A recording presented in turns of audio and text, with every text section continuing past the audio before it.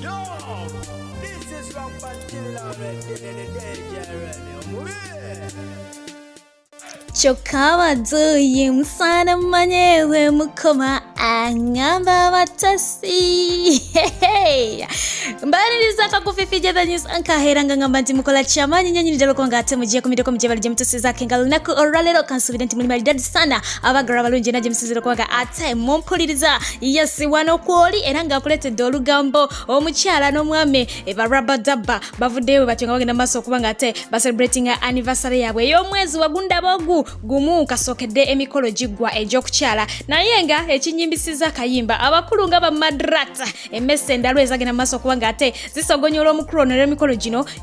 beba mukubaka abesaawe nati nga naye wuwe kyatabusedde bagenda maso kubanga ate bamwasayasa era nga wenjogera abawala abasinga bali mu kwekokola mbu obusajja obumpi munange omulyama mbabeera omu n'avumaganya ekika kyonna naye nga eyo gye tuli ne wiiki emu bajja kubanga ate batandika okugiselebratinga customer relationship wiiki emu nga anniversary baselebratinga naye katubagaliza obufumbo bulungi era nga wejogere essaawa eno okuddako ku side ya mwana mulenzi amanyiddwa nga Fahani Kolumba yes yawezezza dda omwaka gumu mwana mulenzi ono mutabani w'omukyala amanyiddwa nga amanyiddwa nga Kalungi Jamira Ombwati Namba omwaka gwali guwedde ebiseera bwe biti omukyala ono n'agenda mu maaso kubanga ate asukuma ka baby era nga social media yajjula amawulire ag'okumuyozayoza mu buli ango abaana bakula speed mbagamba mulekerawo okugjamu embuto muzaale teri kikutiisa kuzaala muzaale bannange ate nga ku side eno ye mwana muwala amanyiddwa nga Rabaha yagenze dda mu maaso okubanga ate ebintu abyonoona era nga wenjogera social media egenda mu maaso okubanga ate emulabanga ekikazikazimbu olw'ebyo byagenze mu maaso okubanga ate ayogera oluvannyuma lw'okubala ku bantu awo abamuyiseeyiseemu abamuswampaseemu kaawa n'agenda mu maaso okubanga ate abatajja wabula nga asooka ku lunyiri yoyo omukulu amanyiddwa nga Nice Dagi oyo nakyamulemeddeko agamba nti nkwetaagako kopi zadikoma weeka so nga ate omukulu emmese endalo ekyaliko naye ku kalala wadde nga yegaana nti yali ebyalubaluba naye nga kwali so nga ate n'omukulu amanyiddwa nga Dr. Jose Chameleone ku lisiti teyabuzeeko ebintu byagenze mu maaso okubanga bitabuka weewaawo abamu bo agenze nga babakoonako ng'agamba oyo taliiko kezi ye yamanyi jajjabijja naye ng'abakoonamu bw'agamba nti oyo taliiko wabula nga ate omukulu Daddy Andre ku lukalala tabuzeeko era nga ono yeewunyisiza bangi ne bagamba bannange Daddy Andre atagwa mu nsonga za bu animal oyo kikikyo naye nga munange yalabiseeko mu nsonga ezo omwana yategeera ka animal ka butterfly anyways omukulu amanyiddwa nga Crystal Panda Kaiza amukonyeko naye nga yagenze mu maaso okubanga agamba panda muleke ebintu bino tabirimu wetuvaawo okuddako ku mwana mulenzi amanyiddwa nga Peppa Zaddy bwe yeeyita mutabani wa Bebe Cool amanyiddwa nga Alan Hendricks yes naye yavuddeyo nga akolima kuba mimiro oluvannyuma lw'omukulu amanyiddwa nga DJ Roger okumulaga kimoni era nga nepostinza akafaananyi kakakadde n'agenda mu maaso okubanga captioninga kombu enemy of progress we are tired bwatyo yagenze maaso okubanga akikwasaganya naye nga story jeva kigambibwa nti mwana mulenzi ono bamuinvitinga wali eri ku NBS aberenga ate akikwasaganya ku program ebeerayo buli lwamukaaga emanyiddwa nga Saturday Night Lights giyite SNL naye mbu weyatuuka ku stage Peppa Zaddy omukulu yali mu byuma gwe tumanyi obulungi DJ wa NBS ali mu duo n'omukulu amanyiddwa nga Silky Stewart DJ Roger yavaayo mu mitambo n'abeera nga ate aleka Peppa Zaddy ng'atangadde ku stage nga takubyewo oluyimba ekintu ekyaleetera abangi okwebuuza nti ate kiki ekituuse ku mukulu ono okuleka munne ng'atangadde empalana yonna gye yatandikira nze naawe situmanyi naye ng'embeera yo bwetyo bwe yafaananyeko so oluvannyuma lw'ekikolwa ekyo kifaananako bwe kityo ekyabaddewo olunaku oba lwadde lwaggulo mwana mulenzi ono kwe kujja ne post efaananako bwetyo nyongera okujjukiza nti yes baganda baffe abagala ebibeibe ebijujulu bihani biswitati bikipenzi nagenze dda mu maaso okubanga ate nkuteerayo ku gundi kukikupija kipenzipenzi link eri awo wansi gekona mu bukonyi obeere ng'ate munange ozuula Mr. Right o Mrs. Right awo nawo ng'ate tuvaawo okuddako ku side za mwana mwala amanyiddwa nga Shakira ono yagenda maaso okubanga ate ateekawo challenge ku luyimba lwe lumanyiddwa nga For You n'agamba nti aligiwangula agenda kwewangulira akakadde kamu era nga omuwanguzi wuuyo bamuyita mbuno Dambodo yawangudde ssente amannya bwe gatyo munnange era Shakira yagenze maaso okutulaga nga azimukwasa kadde kamu aka Uganda n'akawangula bangi basimbawo ssente ate ne bamala ne batawa abaana ssente naye ye yakituukiriza so nga ate olunaku lweggulo nakutuusizaako mwana muwala Kawoomera nga yafuuka kakayira wenjogeera essaawa eno okusinza ku bigambo bya social media in-laws ng'agenda mu maaso okuba nga yejjusa olw'ebyo ebyagenda mu maaso okuba nga bimutuukako mu bulamu bwe yayimba ennyimba nnyingi zisolaki naye nga kati ebintu byakyuka biri bwe biti byevuga bidda mabega ba social media in-laws bamuwadde amagezi ne bamutegeeza nti ebya love abiveeko kyakubiri ku kyo ne bamugamba naye agezeeko kubanga abatisa bubatisa alekerawo okubanga yeewaayo yenna mu muhabbatina nti ayagala omuntu agende naye abakozeseemu kombu naye abuuke naye sikiriwa nti ekyo ekintu kirungi eri abawala akakazanyo si kalungi eri abawala mbu naye akozeseeko bukozesa bwakulyako nga abwaka ge magezi ge bagenze mu maaso okubanga bamuwa so nga balala bamugambye agende mu maaso okubanga agumiikiriza alina Mr. Right ajja okuddako eno kubaagala n'ababiri akatambi kano kayogeza bangi ebigambo naye nga akatambi kano kakwatibwa olunaku omukyalo ono lwe yazaalibwa mukyala w'omukulu amanyiddwa nga Mugume Kanare bwe yamutwalako out bwatyo bwe yagenda maaso okubanga ate akikwasaganya ku mazaalibwa ga Ferguson yes naye nga bangi bavuddeyo ne boogera akatambi kano nga bagamba nti bino singa byabadde bikoleddwa side eri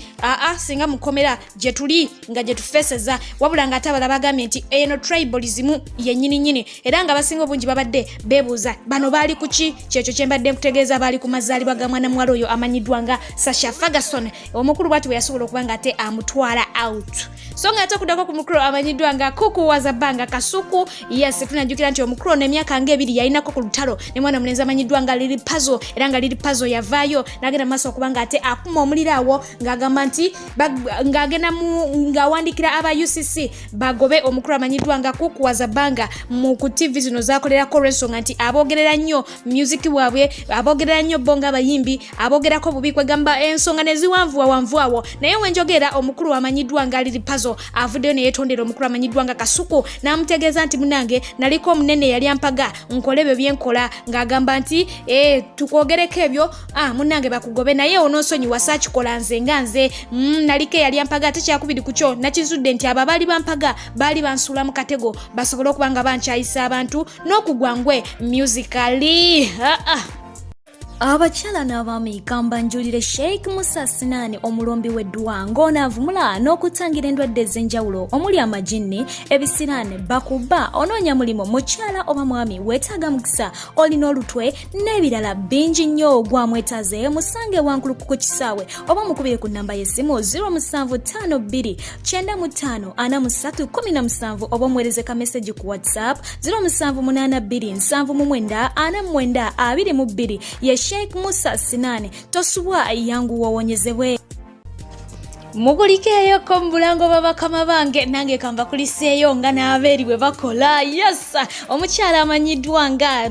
Hamisa Mobeto yes tumumanyi bulungi nnyo nti ono kali kakanyebwako omukulu amanyiddwa nga Diamond Platnumz era nga teyavira yawo yamubiikamu eggi n'amuzaalamu omwana wa bulenzi omukyala ono wenjogera alina stalker okuva mu ggwanga eri America amanyiddwa nga yes Rick Ross rapper mulamba fena tumumanyi bulungi ndowooza kati abaana baliyo bagamba yiyo babano babanaathaki babanaathoreva omukyalo oyo buli post jagera maaso okubanga akola ebiseera ebisinga alina ku zino wali ku Instagram omukulu yamanyiddwa nga Rick Ross ng'avaayo nga commentinga ekireetedde bannansi okulowooza nti oba oliawo omukulu ono n'omukyalo ono wandibaawo something another era nga wenkugambira bino omwami ono yagenze maaso okubanga ate commentinga ku post y'omukyalo ono emu n'agamba nti munange parking ebibyo ojjeko wano mu ggwanga erya US onkyalireko nkulabeko oba oliawo nakkakana wabula nga tono bamukyaziza ku TV emu ng'ali mu interview yagenze maaso okuba nga ate ategeeza bafans be nti nze n'omwami oyo tulina bubeezi business tetulinawo kirala naye jjukira nti byonawe bityo ebitandika nsonga za business ate oluvannyuma madwasingi